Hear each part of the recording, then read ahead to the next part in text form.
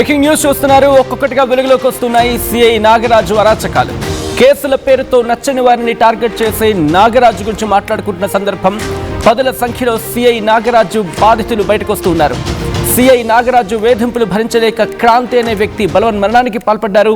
స్టేషన్లోనే CI Nagaraju settlements చేసేవాడని ప్రచారం జరుగుతోంది విస్తృతంగా. ఇప్పుడు తనకు అడ్డు చెప్తే అంతు చూస్తానంటూ బెదిరింపులకు పాల్పడేవారని చెప్పి అక్కడ పెద్ద ఎత్తున మాట్లాడుకుంటూ ఉన్నారు. సాయికృష్ణను సిఐ నాగరాజు దారుణంగా హింసించాడని ఆరోపణలు కూడా ఉన్నాయి. సాయికృష్ణ మృతికి సిఐ నాగరాజు కారణమంటూ ఉన్నారు సాయికృష్ణ తల్లి. సిఐ నాగరాజుకి సపోర్టుగా కృష్ణలంక పిఎస్లో కొందరు కానిస్టేబుల్స్ పనిచేశారనేది అక్కడ గట్టిగా వినిపిస్తున్న ఆరోపణ. ఆ స్టేషన్కి వెళ్లాలంటేనే జడుసుకునేవారు స్థానికులంటూ కూడా మాట్లాడుకుంటున్నారు. కృష్ణలంకలో బ్లేడ్ బ్యాచ్ రౌడీ షీటర్ల కంటే సిఐ నాగరాజ్ అంటేనే స్థానికుల్లో భయం ఎక్కువ అనేది అక్కడ వినిపించే మాట. ఈ నేపథ్యంలో ప్రస్తుతం సాయికృష్ణ మరణం నేపథ్యంలో ఇప్పుడు పొలిటికల్ టర్న్ తీసుకుంది. ఇదే అంశం మీద వైసీపీ రియాక్ట్ అయింది. కొద్దిసేపటి క్రితం అంబటి రాంబాబు రియాక్ట్ అయితే ఇప్పుడు ఆంధ్రప్రదేశ్ మాజీ ముఖ్యమంత్రి వైసీపీ అధినేత జగన్ రియాక్ట్ అయ్యారు. ఆయన ఏమంటున్నారో చూద్దాం. సిఐని సస్పెండ్ ఎందుకు చేశారు అనే కదా మీరు దానికి ఒప్పుకున్నారు కాబట్టే కదా ఈరోజు సిఐని సస్పెన్షన్ జరిగింది. అంటే ఒకే పోలీస్ స్టేషన్లోనే ఆ సిఐ పరిధిలోనే ఆ సిఐని ప్రొటెక్ట్ చేస్తూ ఏసీపీని ప్రొటెక్ట్ చేస్తూ కమిషనర్ని ప్రొటెక్ట్ చేస్తూ డీజీపీ మొత్తం అందరికీ తెలిసి సిఐ స్టేషన్లో ఒక పోలీస్ స్టేషన్లో ఇలాగనే కొడుతూ ఒకరు కారణమైతే ఇంకొకరు చేసుకుని వీడియో ద్వారా తన మెసేజ్ను తెలియజేసిన పరిస్థితి. నేను ఒకటే చెప్తా ఉన్నా, ఈరోజు సస్పెన్షన్ అంటే ఏంది? టెంపరీగా ఒక పోలీస్ ఆఫీసర్ను డ్యూటీస్ నుంచి తప్పించడం. అంటే ఒక మనిషి ఇస్తే చేసిన ఆ మనిషి కొట్టి గోర్లు పీకి రకరకాల చిత్రహింసలు పెట్టి చివరికి ఇస్తే మనిషి నువ్వు ఏం చేస్తా ఉన్నావు? శిక్ష కేవలం టెంపరీగా తన డ్యూటీ నుంచి సస్పెండ్ చేస్తా ఉన్నారు. ఇదే చేయాల్సింది. అది కూడా ఇంత పెద్ద ఇష్యూ అయి బయటకు వచ్చిన తర్వాతనే మీకు చెయ్యాలన్న కనీసం ఆలోచన వచ్చింది. ఇది బయటికి రాకపోయిందంటే అది కూడా ఆలోచన కూడా వచ్చేది కాదు. ఒకవైపున ఇంత హేయమైన కార్యక్రమం జరిగింది అని అంటే ఆ సిఐని, ఆ బాధితుడైన ఏసీపీని, ఆ బాధ్యులైన కమిషనర్ను, వీళ్ళందరినీ డీజీపీ వరకు కూడా ఛార్జ్ చేసి స్టేషన్లలో పెట్టాల్సింది పోయి కేవలం ఒక సిఐని టెంపరీగా సస్పెన్షన్. అంటే దాని అర్థం ఏంది? అందరూ పగడ్బందీగా కలిసికట్టుగా నేరం చేసి తూతూ మంత్రంగా కంటి తుడుపు చర్యగా కేవలం టెంపరీగా ఒక అధికారిని తప్పించినారు. ఇదా ఈ రాష్ట్రంలో మనం చూడాల్సింది? తప్పు చేస్తే ఆ పిల్లాడి వయసు ఎంత? 23 ఏళ్ళు. అంటే వీళ్ళందరూ చిన్నపిల్లలే.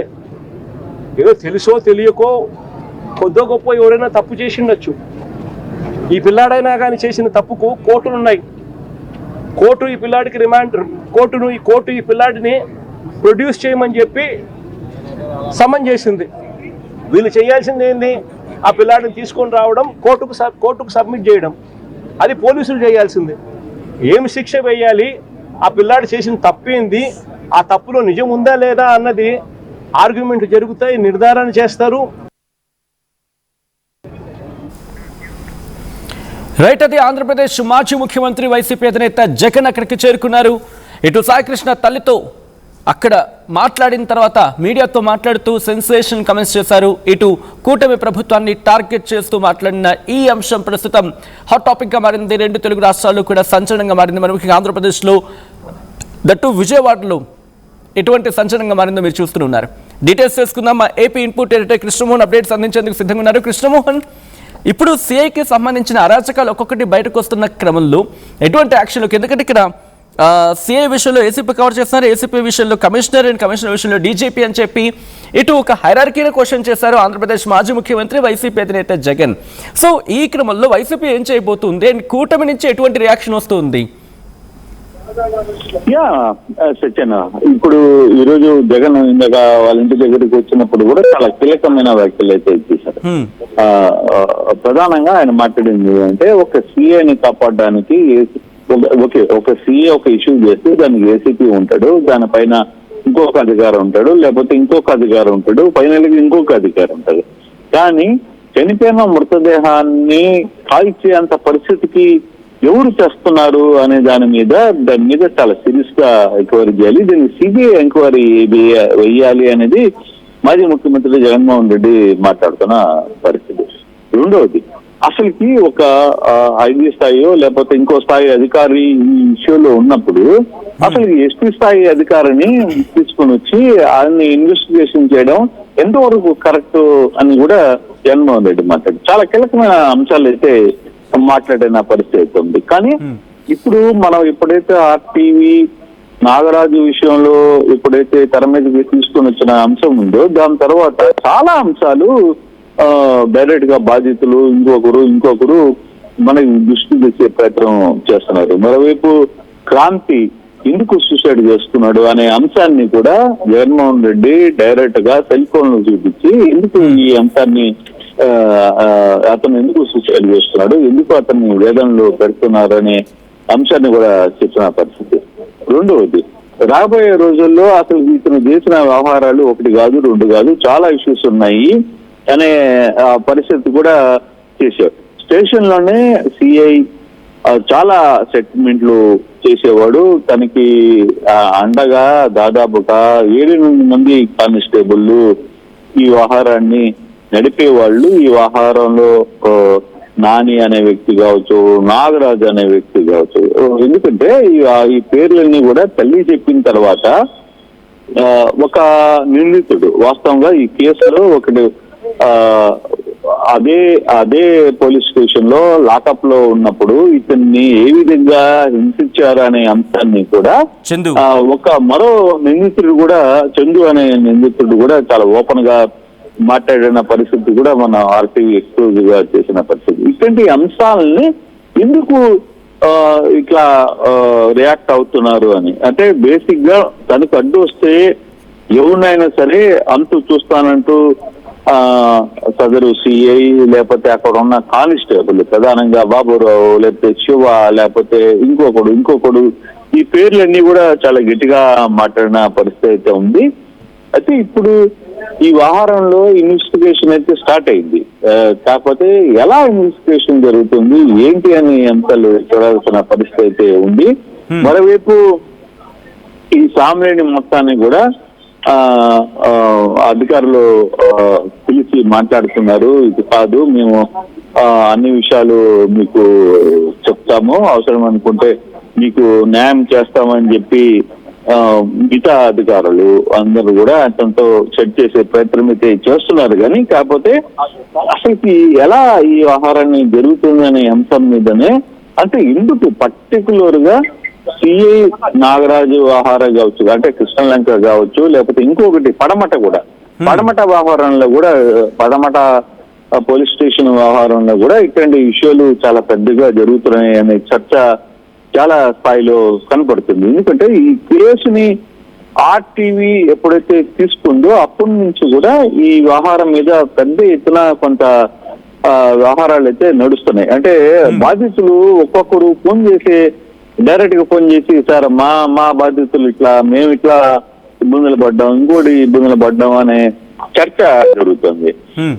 చాలా మంది మాట్లాడి మేము పలానా రోజు ఇట్లా మాట్లాడుతున్నాం, మమ్మల్ని ఇబ్బంది పెట్టారు, పలానా రోజు మమ్మల్ని ఇబ్బంది పెట్టారు అనే ఒక ప్రయత్నం అయితే జరుగుతుంది. చూడాలి ఎవరు అఫీషియల్ గా నేరుగా మాట్లాడే ప్రయత్నం చేస్తారని కూడా మనం చూడాలి. అఫీషియల్ గా మనం మాట్లాడకపోతే మనం జనరల్ గా జరిగే వ్యవహారాలని మనం పెట్టలేం. కాకపోతే ఖచ్చితంగా ఈ వ్యవహారంలో కొంత చర్చ అయితే జరుగుతుంది సచిన్. అంటే sorry for the interruption Krishnamohan, కొంతమంది ఇటువంటి ఘటనలకు సంబంధించి బయటకు వచ్చి చెప్తే మాకెక్కడ ప్రాణభయం అంటే మాకెక్కడ ఆపద కలుగుతుందని చెప్పి కొంతమంది బయటకు వచ్చే ప్రయత్నం చేయరు. అలాంటి వాళ్ళకి వచ్చి అంటే మాకు ఒక టైం ఇవ్వండి మేము చెప్పే ప్రయత్నం ఇలాంటివి ఏమైనా వస్తూ ఉన్నారా ఇంకా? డెఫినెట్ గా ఇప్పుడు చందు లాంటి వ్యక్తులు కూడా ఓపెన్ గా మాట చెప్పారు, సార్ నేను చచ్చిపోతారు, నన్ను చంపేస్తారు, అయినా కూడా నాకేమి ఇబ్బంది లేదు, అసలు నేను ఒక క్వశ్చన్ బేసిక్ గా, అంటే విజయవాడ సిటీలో క్రైమ్ చేసే వాళ్ళందరినీ చంపేస్తారా? కేసులు ఉన్న వాళ్ళందరినీ చంపేస్తారా? అంటే ఇంతకంటే వీళ్ళు ఏదో గంజాయి దాగో లేకపోతే ఇంకోటి దాగో ఈ వ్యవహారాలు నడుపుతున్న వ్యవస్థలు జరుగుతుంటాయి, వాళ్ళకున్న గ్రూప్ చిన్న బేసిక్ గా. కానీ ఒక ఫైనాన్షియల్ క్రైమ్ చేసే వ్యక్తుల్ని లేకపోతే బ్యాంకు లూటీలు చేసే వ్యక్తుల్ని వీళ్ళు ఎందుకు మనం పట్టించుకోవట్లేదు? వాళ్ళని మాత్రం కార్యాలయంలో కూర్చోబెట్టుకొని ఇదే నాగరాజు ప్రశాంతంగా దొరుకుతా, మీకు ఎందుకు సార్ నేను ఉన్నానని చెప్పే వ్యవస్థ ఎందుకు జరుగుతుంది? వీళ్ళు డెఫినెట్ గా మనం ఏమీ సపోర్ట్ చేయట్లేదు. వీళ్ళు 200% వాళ్ళు సమాజానికి పనికిరారు. కానీ సమాజానికి సంబంధించిన ఆహారంలో వీళ్ళు ఎందుకు ఈ ఆహారాలు చేస్తున్నారనే అంశం కూడా మనం చూడాలి కదా. అటువంటి వ్యవహారంలో వీళ్ళకి ఒక లైట్ డబ్బులున్న క్రైమ్ వ్యక్తులకి, డబ్బులు విదజల్లే వ్యక్తులకి ఒక ట్రీట్మెంట్ ఏంటి అనేది ఇప్పుడు చర్చ జరుగుతుంది. విజయవాడలో మాత్రం చాలా సీరియస్ గా వ్యవహారాన్ని అయితే నడుస్తుంది. చాలా అంటే విజయవాడ పబ్లిక్ కూడా దీని మీద చాలా క్విక్ గా రియాక్ట్ అవుతున్న పరిస్థితి. అంటే ఒక వ్యక్తి ఒక చిన్న క్రైమో లేకపోతే రెండో క్రైమో లేకపోతే ఒక మర్డర్ చేశాడు అనుకుందాం, కానీ ఇదే దీంట్లో పెద్ద స్థాయిలో వ్యక్తులు చాలా మంది మర్డర్లు చేశారు కదా, చాలా వ్యవహారాలు జరిగాయి కదా, వీళ్ళ మీద మీరు ఎందుకు యాక్షన్ తీస్తారు? వాళ్ళని ఎందుకు తీసుకొని పోలీస్ స్టేషన్ లో లాకప్ లో అయ్యారు ఇది వాళ్ళు మాత్రం కూర్చోబెట్టి మాట్లాడతారు. మేము ఏదో చిన్న ఆవేశంలోనో లేదో ఇంకో దాంట్లోనో పొరపాటుగా చేస్తే మమ్మల్ని మాత్రం ఒక కేసు కాదు 10 కేసులు మా మీద పెట్టి మమ్మల్ని ఒప్పించే ప్రయత్నం ఎందుకు చేస్తున్నారు అనేది పెద్ద చర్చ జరుగుతుంది. Right thanks for the update Krishnamohan.